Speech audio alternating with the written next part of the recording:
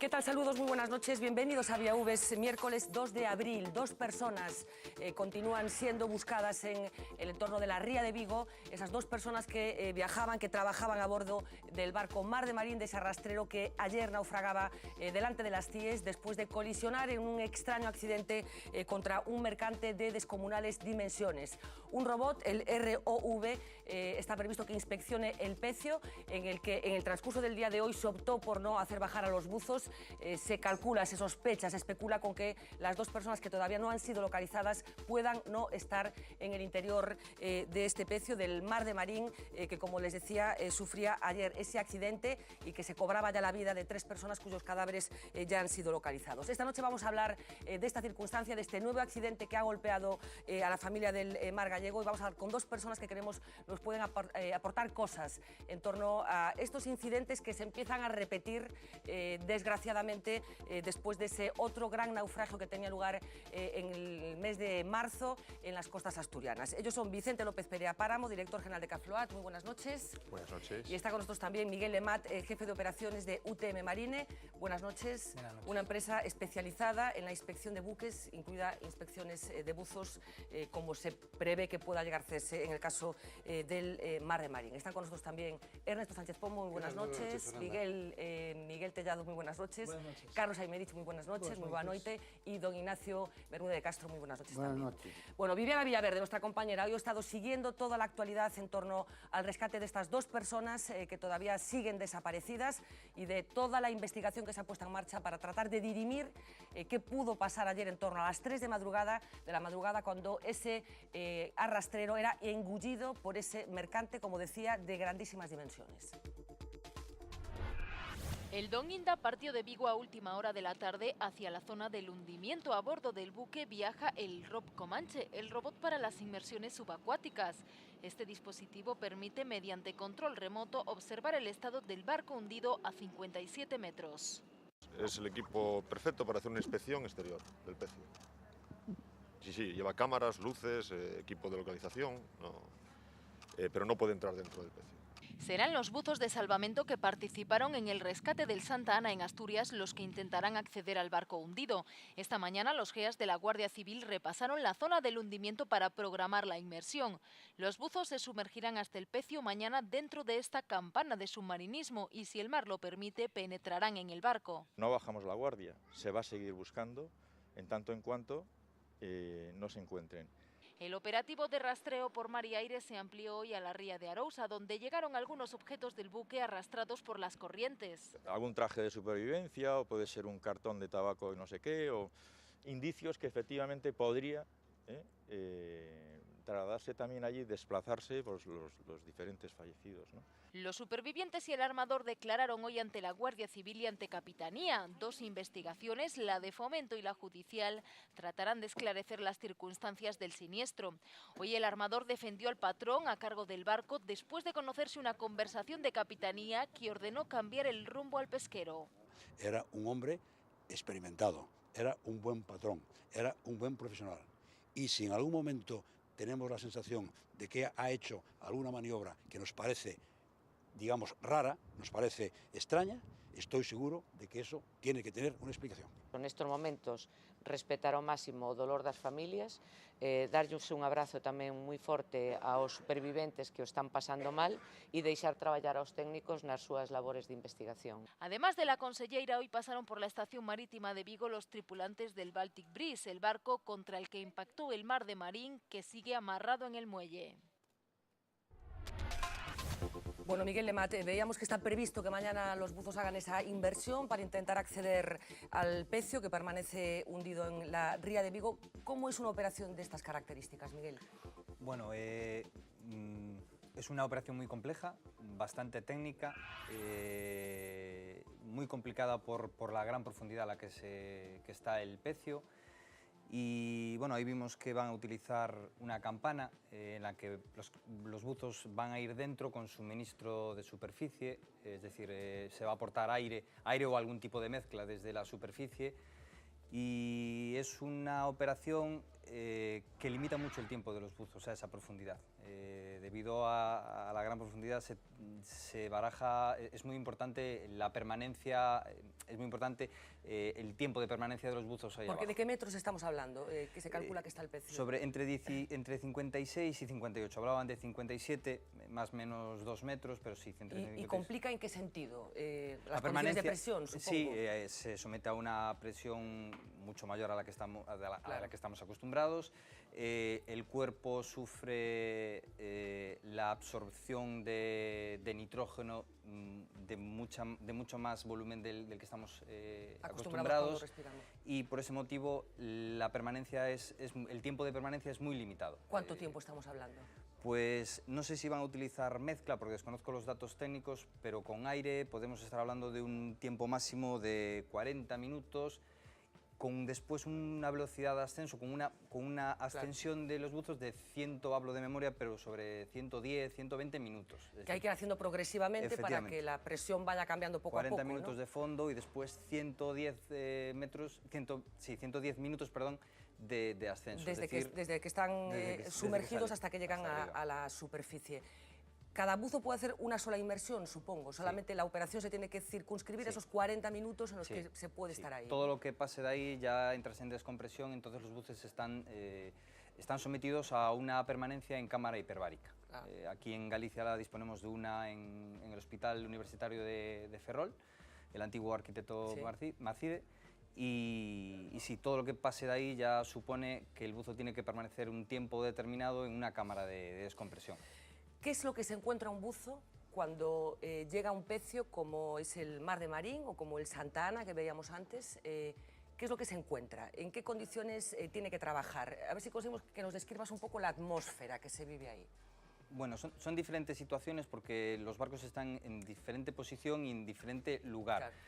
Pero lo que te puedes encontrar primero a esas profundidades es casi nada de luz, oscuridad, corriente, hay corriente, y después muchos utensilios y objetos propios del buque en suspensión, flotando, en flotabilidad, sí. Entonces es peligroso porque no todo está sujeto a la gravedad, entonces eso tiene vaivenes, tiene idas y movidas.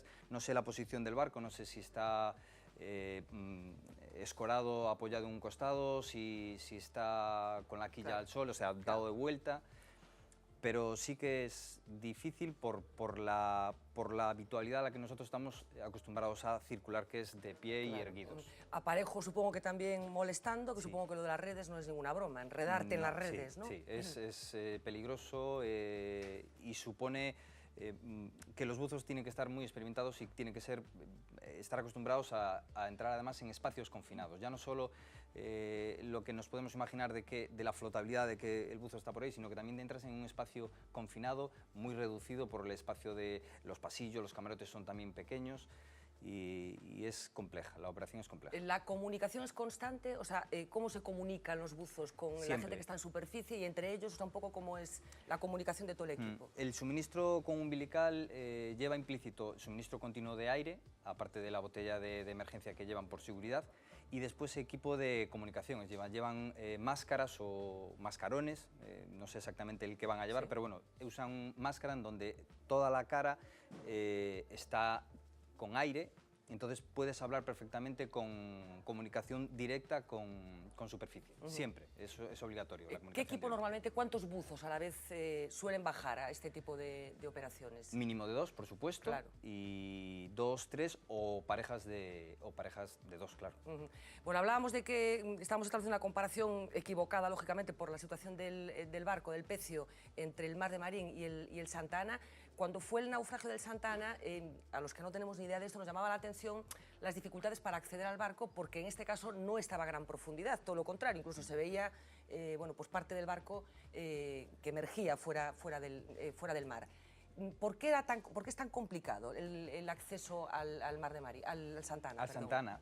Primero la situación porque está en roca, en zona rocosa. Ahí hay mucha resaca. Aquí nosotros también tenemos, el mar de fondo influye en cuanto a las corrientes, pero por masa de aire el Santa Ana estaba sufriendo mucho los embistes del mar. Claro. Poco calado, roca, provoca mucha resaca de ola al golpear, al venir, entonces eso hacía que el barco, primero, hace lo peligroso del arrastre, de que puede sacar a los buzos de cerca del barco contra las piedras, y después lo que hablábamos de la resaca, de lo que provoca la ola, que es lo que hace peligroso, que eso es un martillo golpeando continuamente. El mar afecta, o sea, actúa como un martillo golpeando contra cualquier objeto hacia las piedras. Bueno, supongo que es gente muy experimentada. Un poco, ¿cuál es la carrera profesional de cualquiera de los buzos que mañana pueda tratar de acceder o hacer esa inspección visual del pecio del mar de Marín? Bueno, en España está regulada la actividad hiperbárica, la actividad de los buceadores profesionales. Existen 3 categorías.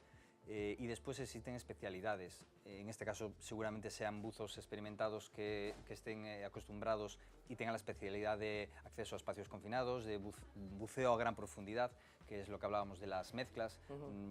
A diferentes cotas de profundidad entra un factor importante, que es la adecuación del cuerpo a esa profundidad y a esa mezcla que está respirando de aire.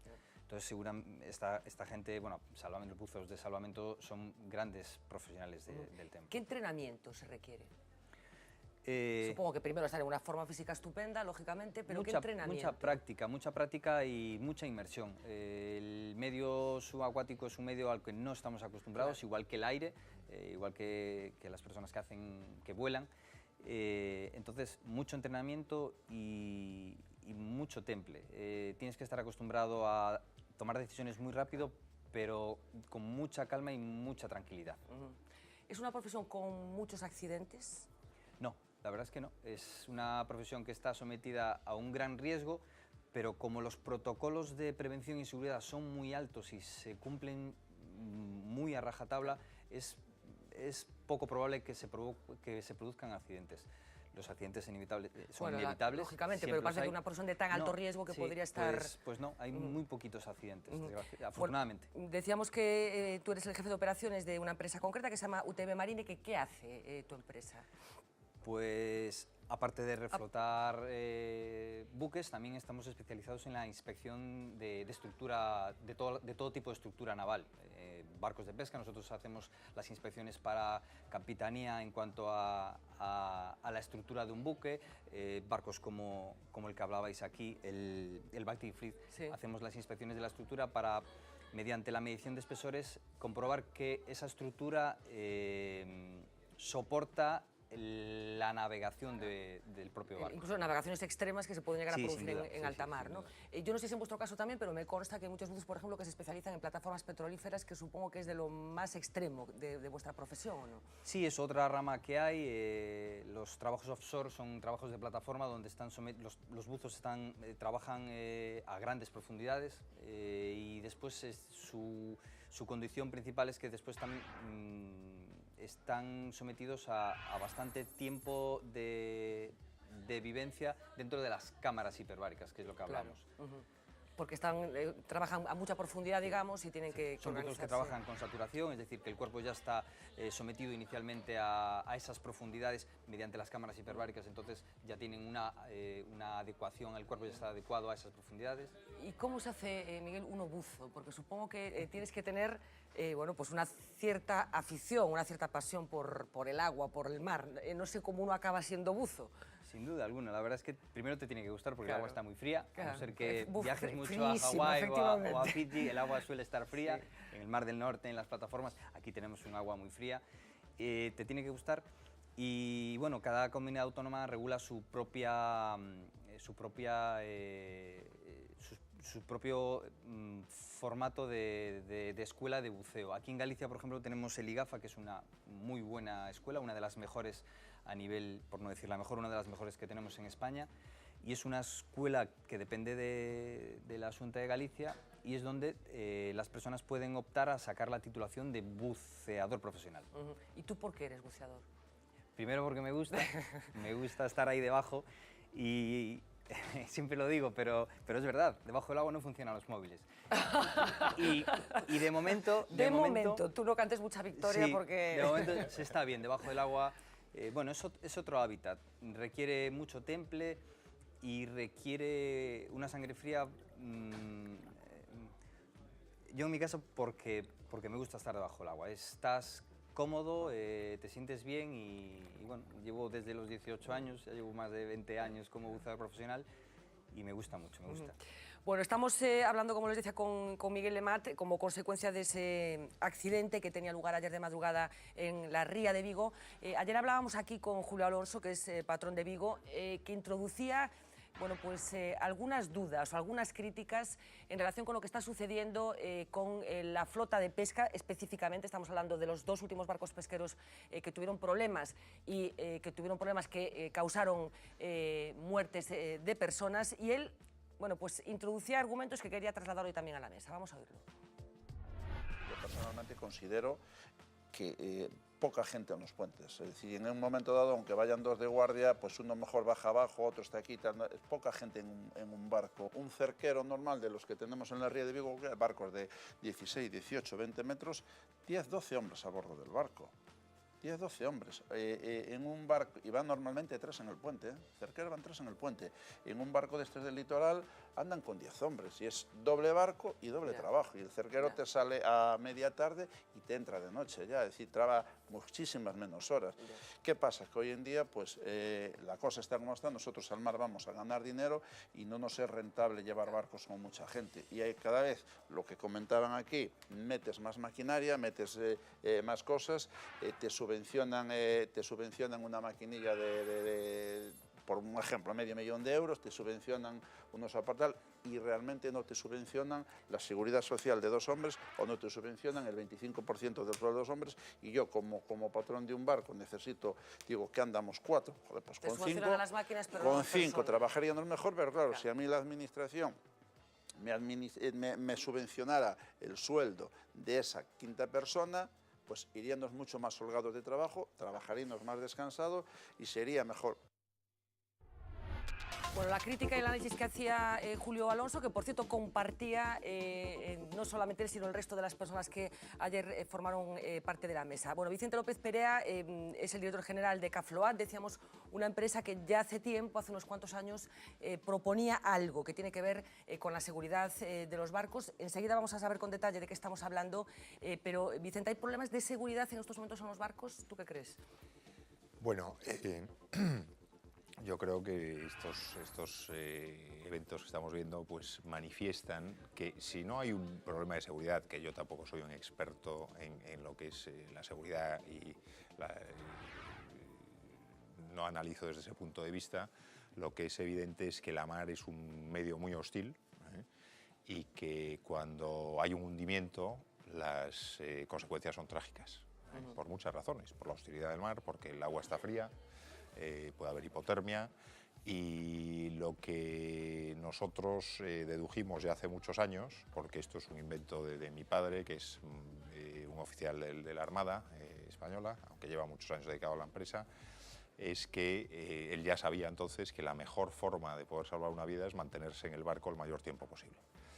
Entonces esto pues... Sí, porque el barco acaba siendo una trampa también, ¿no? O sea, una vez que se hunde. Una vez que se hunde y la gente está en el agua, pues puede morir de hipotermia, puede morir de ahogamiento, las posibilidades de supervivencia en el agua son mucho menores. Entonces, sabiendo esto y con la idea que tenía él en ese momento con otro socio de que esto, con los avances tecnológicos que había ya en ese momento, pues se podría solucionar aportando una flotabilidad adicional al barco, pues fue como nació el proyecto de Cafloat para desarrollar el sistema que hemos desarrollado. Qué mal lo digo yo, ¿eh? Cafloat. Yo Cafloat está directamente dije perfectamente dicho. Perfectamente. Vamos a ver de qué estamos hablando, porque efectivamente es una iniciativa que se presentó ya hace algún tiempo. Después llegó la famosa crisis económica y los planes que inicialmente parecía que estaban previstos no llegaron a ejecutarse. Estamos hablando de un sistema que, lógicamente, vuelve a estar absolutamente de actualidad como consecuencia de los accidentes que estamos sufriendo estos días. Vamos a ver de qué hablamos. Cada año unas 24.000 personas pierden la vida en accidentes de pesca en todo el mundo. Fue esa siniestra cifra la que espoleó a los inventores de K-Float. El reconocimiento de que esto podría llegar a solucionarse a base de hinchables o elementos inflables, pues fue lo que dio lugar a la idea. El K-Float consiste en un sistema de flotadores que se alojan en el interior del casco del barco. En caso de accidente, se lanzan y despliegan automáticamente, impidiendo que la embarcación se hunda. Todas las personas que viven y trabajan en el mundo de la mar saben que la mejor forma de salvar su vida es permaneciendo a flote en el barco. Y K-Float hace precisamente eso. Este invento de origen gallego ayudaría a salvar vidas, pero tiene también algunas ventajas económicas. Grandes ahorros para las administraciones, minorando gastos de operaciones de rescate, reducciones en primas de seguro. Al impedir el hundimiento del barco, muchas veces se conseguirá salvar el barco con el ahorro de costos que eso supone. Sin embargo, instalar este sistema supone una fuerte inversión. Para un barco de 12 metros de eslora, el coste podría alcanzar los 20.000 euros. La posibilidad de subvencionar su colocación en la flota gallega, barajada hace años por la Xunta, parece haber quedado en un cajón. No estamos obteniendo, en nuestra opinión, unas ayudas a la implantación que sean suficientemente atractivas, sobre todo cuando hablamos del sector de la pesca. La patente gallega sobre este invento caducará en el año 2019. Bueno, Vicente, estamos hablando de lo más parecido a un airbag para barcos, ¿no? Podríamos describirlo así. Un poco cuál es la filosofía del K-Float. Bueno, pues es, como decía hace un momento, la filosofía fundamental es complementar la reserva de flotabilidad y estabilidad del barco. El barco ya por naturaleza tiene una flotabilidad y una estabilidad que normalmente son suficientes, pero cuando se ven comprometidas, pues lo que ocurre en muchos casos es que el barco se hunde total o parcialmente, y ahí es cuando se pone en peligro las vidas. Con el sistema lo que estamos haciendo es complementar esa reserva natural de flotabilidad y estabilidad que tiene el barco con el objetivo de neutralizar una posible vía de agua o una escora excesiva y mantener el barco a flote para que sea remolcado a puerto o para que puedan rescatar a las tripulaciones con más seguridad. Decíamos que la Administración gallega dio un poco marcha atrás como consecuencia de los problemas económicos que de repente aparecieron en todas las administraciones, pero yo no sé si el sistema está vigente, digamos, está utilizándose en barcos en estos momentos. Sí, está en 2 barcos, está en un barco de investigación del Instituto Canario de Ciencias Marinas, una embarcación de 24 metros de eslora con casco de fibra de vidrio, y está en una pequeña patrullera de un pequeño guardapescas de la Xunta que veíamos en las imágenes, que es el Serrado Caurel, sí, que tiene algo menos de 11 metros de eslora y que está navegando con él. Ese barco, las últimas noticias que teníamos es que había sido cedido a la Cofradía de Ribeira y sigue navegando con el sistema. Supongo que tenéis cálculos, dábamos esa cifra terrible de cuántas personas se mueren en el mar en el transcurso de un año. ¿Tendréis una cifra de cuántas vidas humanas podríamos conservar, digamos, si los barcos generalizaran la utilización de este sistema, Vicente? Bueno, si se popularizase en su totalidad, que es casi, puede ser utópico, pero bueno, yo creo que se salvarían muchas de esas más de 20.000 vidas que se pierden al año en el mundo, ¿no? Las estadísticas no son tampoco, las estadísticas que nosotros podemos encontrar no son totalmente claras, porque son estudios muy complejos que se hacen a nivel mundial. Este era un estudio de la FAO, entonces pero bueno, en muchos casos lo que sí dice el estudio es que la mayoría de esas muertes se producen después de un hundimiento o de un vuelco, y la tercera razón era incendios, ¿no? Entonces, pues nosotros estamos precaviendo 2 de las mayores causas, que son el hundimiento y el vuelco, ¿no? Bueno, el hundimiento, que es lo que se producía, como ya hemos contado ayer de madrugada, y hay muchas personas que están participando en este rescate. parte de los equipos profesionales que se ponen en marcha cuando acontece una tragedia de estas características, pero también compañeros de los marineros que ayer se disponían a pescar, como hacen habitualmente, y que una vez que fueron conscientes de lo que estaba pasando, dejaron la actividad y fueron a tratar de socorrer a sus compañeros. Lamentablemente se encontraron con cadáveres. Hoy estuvimos hablando con ellos y conmueve siempre de la misma forma escuchar a la gente que cada día se enfrenta al mar para llevar pescado a nuestra casa. 3 cerqueros del puerto de Vigo fueron parte del triste elenco protagonista de la última tragedia en el mar ocurrida durante la madrugada del pasado martes. El Tribal y el Colomba III fondeaban en Portonovo, mientras que el Magú 1 había descargado en el puerto del Berbés cuando sonó la alarma anunciando un naufragio a la altura de Cies.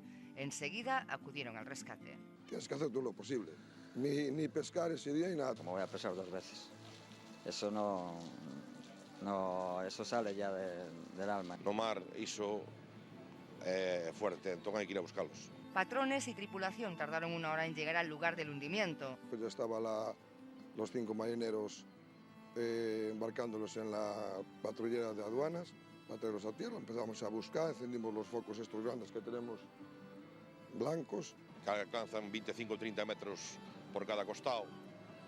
E nós e o Colomba e o Magú íbamos facendo unha franja. Foi cando empezamos a topar restos.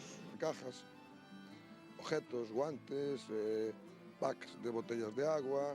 Después de unas 3 horas de intensa búsqueda, la realidad les sacudió fuerte. Encontramos lo que no queríamos ver, claro. Nos topamos o primeiro corpo nunha circunferencia de 100 metros, o Magú xa topou outro e o Colomba o terceiro. Facemos un nudo corredizo e pasamos polos pés e amarramos a cintura. Y lo tuvimos así, aguantado en el costado hasta que también para no hacerle daño, ¿no? Son barcos altos y le puedes lastimar o puedes hacer tal, y esos barcos están más preparados para cogerlos, ¿no? Todavía faltaban 2 marineros desaparecidos, así que había que continuar. Decidimos seguir buscando, ¿no? Pero non topamos nada máis. Exhaustos por el esfuerzo, el frío, la lluvia y la dura vivencia, tras 4 horas más de rastreo, regresaron a puerto impotentes. Querer hacer algo más y no poder, y tristeza, y te ves tú allí reflejado, te ves tú ahí porque te puede pasar. Nós vamos para encontrar xente viva, non para encontrar xente morta, non. Te recuerda otras historias que han pasado. Cuando fue lo de la bahía también pasó igual.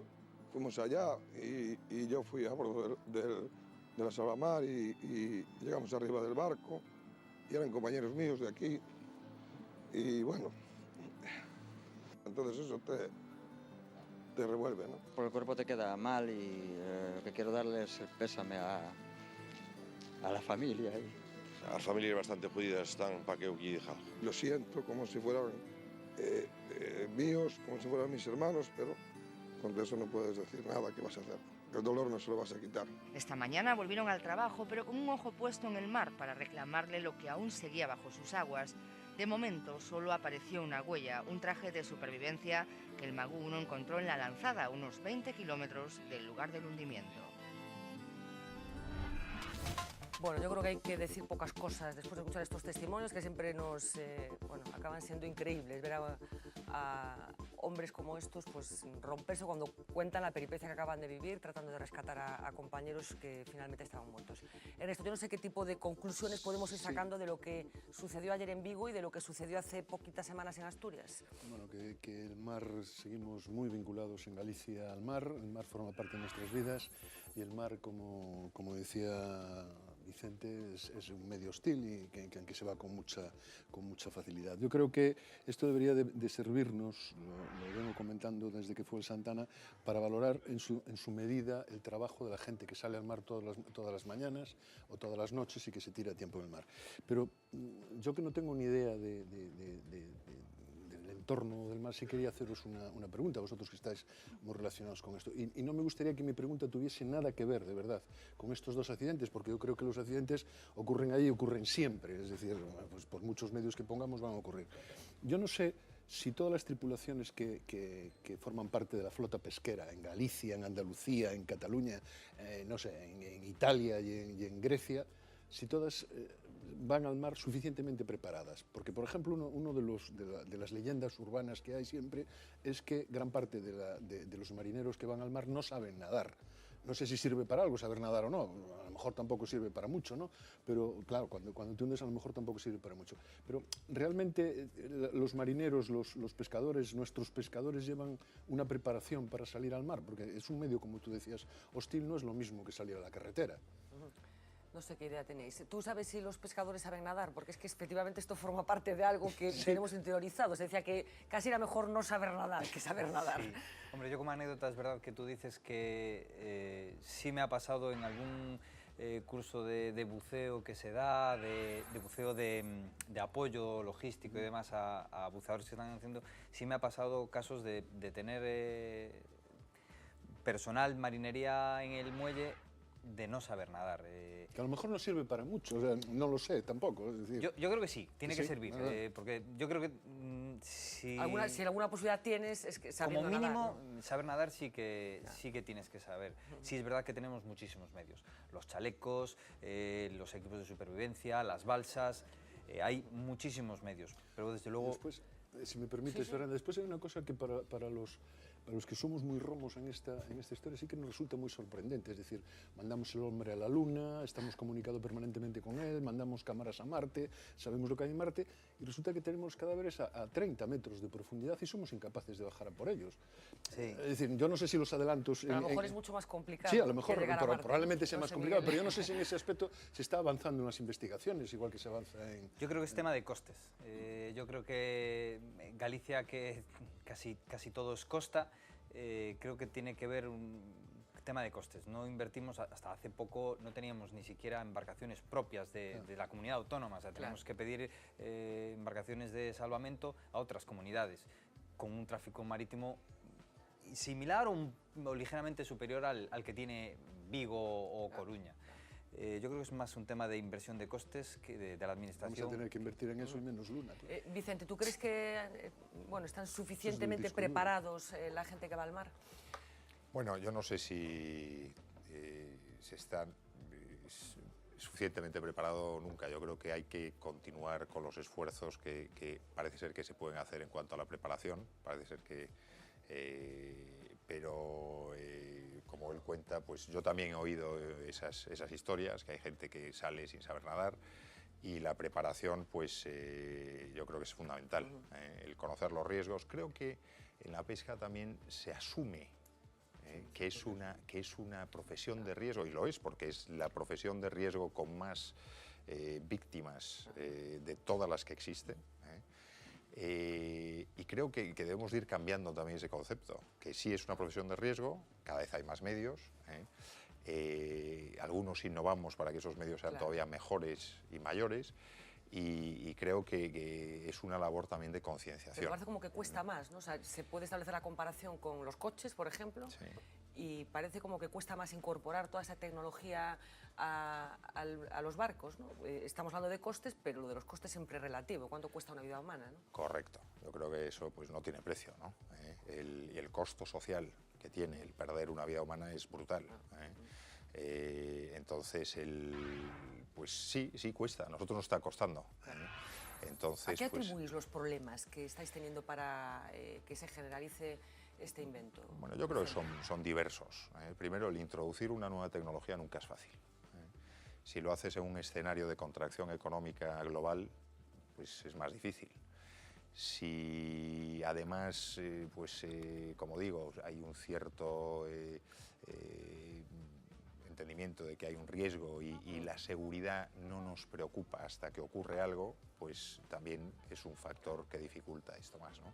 Y después, pues en el sector de la pesca en concreto, pues las ayudas son muy importantes. Lo decía Julio Alonso, ¿no?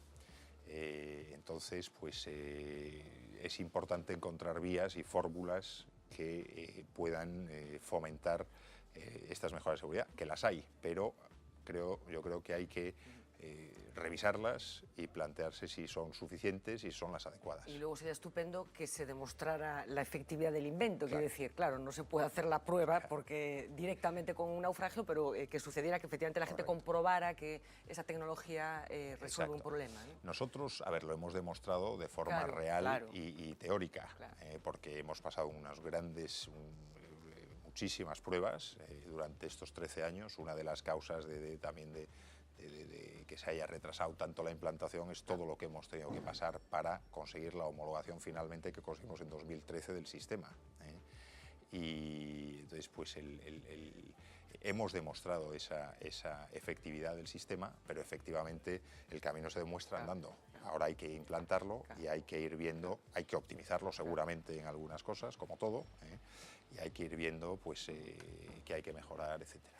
Bueno, estamos hablando del rescate, de esas labores de rescate de las dos personas que continúan desaparecidas, y queríamos detenernos unos minutos también en las peculiaridades del mar, abundando en todo lo que estamos hablando en los últimos minutos, porque el mar no es una piscina estática en la que no pase nada debajo, sino que está sometida a corrientes también que pueden complicar muchísimo la localización de personas que han sufrido un naufragio, como es el caso. Hay ejemplos múltiples de situaciones muy particulares que nos indican que efectivamente lo que sucede en un sitio dentro del mar no tiene por qué acabar con una consecuencia cerquita, sino muy lejos. Marina Cabegato nos va a ayudar a hacer bueno, pues un repaso de qué pasa con estas corrientes que pueden complicar muchísimo el rescate de desaparecidos. Adelante, Marina. Pues Fernanda, 4 horas tardaron los 3 cuerpos en aparecer en el naufragio de ayer. Los patrones explican que los encontraron a unas 4 millas del punto del accidente, cerca de las Cies y en la dirección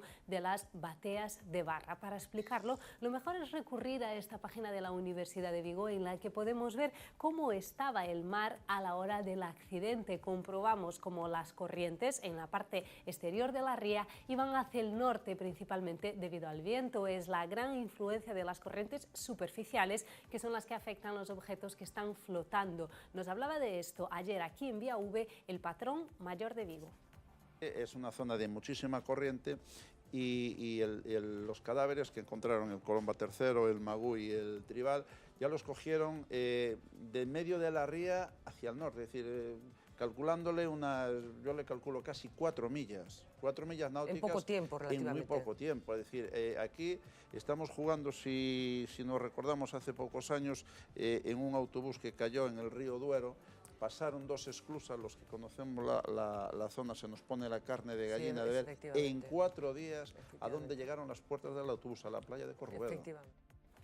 Este accidente, que tuvo lugar en el 2002 en Portugal, es toda una referencia a la hora de hablar de corrientes. Podéis ver en el mapa como en el día 4 de marzo un puente situado en el río Duero cedió y los cadáveres empezaron su viaje en el mar. Durante 60 horas recorrieron los 250 kilómetros de distancia que separaban los 2 puntos, porque los cadáveres se encontraron en Fisterra, Camariñas, Muxía, C y Cedeira. Otro ejemplo que podíamos leer a finales de febrero en La Voz de Galicia es el de un ribeirense que había desaparecido mientras cogía percebes en un acantilado. Fue hallado casi un mes más tarde a más de 510 kilómetros de distancia, ahora sí, Fernanda, en la costa francesa. Y es por eso que es tan importante la labor de la búsqueda de los cadáveres en las horas inmediatamente posteriores a los naufragios.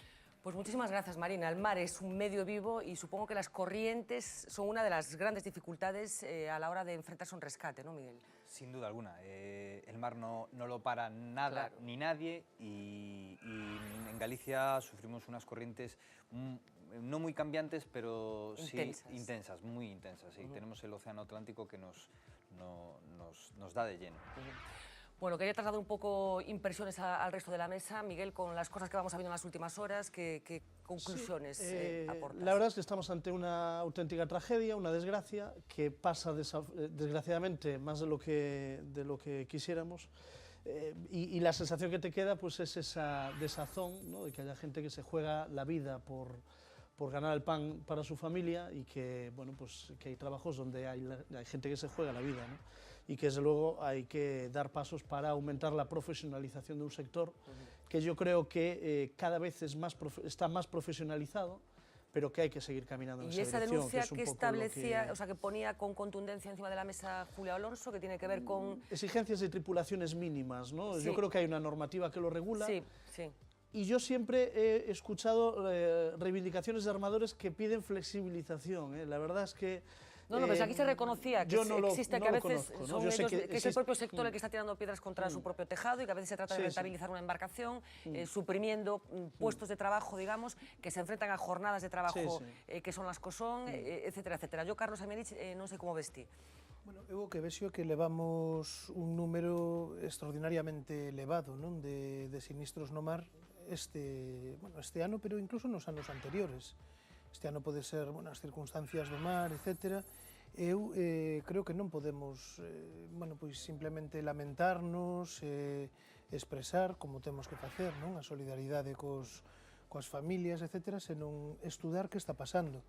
Eu apuntaba antes Miguel, seguramente a falta de medios, apuntaba Vicente, que igual había que investir máis e había que establecer axudas que neste momento non hai. A min chamame a atención o diñeiro que ven, por exemplo, de Europa está empregando en despezar buques, non en facer buques bueno, pois máis novos, máis seguros, con máis elementos de seguridade. Estamos falando, non poño en cuestión que os buques señan seguros e non cumpran No, pero perdona que te toda a interrumpa, que incluso normativa. onte Julio Alonso tamén falaba do risco de confiarse demasiado na tecnoloxía, quero dicir que moitas veces Sí, bueno, pero... confíase demasiado, por exemplo, no piloto automático cando no último instante, bueno, pois a decisión do home, digamos, é a que conta, non? Sí, no, pero eu creo que teñen que haber as dúas cousas, as dúas cousas, igual que sucede en buques máis grandes. E logo a min chamame a atención porque claro, no Porto de Vigo este tipo de buques, bueno, rorrós, non? Estes que levan os de Suardíaz, os coches pois de Vigo a San Nacer, os de... Entón é unha zona de moito tráfico marítimo. É dicir, non había ningún tipo de control por parte de seguridade marítima, por parte... bueno, pois non sei que tipo de control... De hecho, hai un aviso. No, es que lo extraño es que el patrón no obedeció la orden que estaba recibiendo de tierra. Sí, pero pois non sei se chega cunha orde, non? É dicir, algo máis había que facer, porque desde logo non é normal o que está pasando. Logo sei que hai efectivamente traxes de seguridade, pero supoño que cando é de noite, o traxe de seguridade que alguén me corrixa, é obrigatorio cando está traballando o mariñeiro en cuberta, non? Pero non cando está dormindo, por exemplo. Dormindo, que é o que sucede en moitas ocasións. Entón, eu creo que debería desde a administración galega alguén empezar a pensar, alguén sentarse con xente que sabe, co propio sector, e analizar que está pasando e ver que solucións hai que adoptar. Non sei como están influindo recortes en todo isto, pero sospeito que positivamente non. Ignacio? Bueno, después de escuchar todos los vídeos que vimos y a los compañeros de mesa, podemos decir la soflama y después dicen que el pescado es caro, ¿no? Esto lo hemos dicho estos Eso días mucho indudablemente. Bueno, yo creo que ha quedado meridianamente claro que la inseguridad existe, ¿no? Que la inseguridad existe y que, por lo que decía la persona esta del vídeo, me parece que era un patrón, pues que las subvenciones no son suficientes.